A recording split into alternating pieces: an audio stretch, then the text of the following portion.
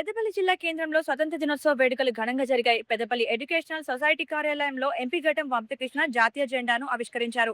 అనంతరం విద్యార్థులకు ఉచితంగా పుస్తకాలు, పెన్నులు పంపిణీ చేశారు. ఈ సందర్భంగా ఎంపీ వంశకృష్ణ కేంద్ర ప్రభుత్వంపై తీవ్ర స్థాయిలో విరుచుకుపడ్డారు. నీట్ పేపర్ లీకేజీలతో కేంద్రం విద్యార్థుల భవిష్యత్తు ఆటలాడుకుంటోందని మండిపడ్డారు. అమిత్ షా ఆదేశాలతోనే విద్యార్థులపై లాఠీ చార్జ్ చేసి గన్స్ ఎక్కుపెట్టారని ఆరోపించారు.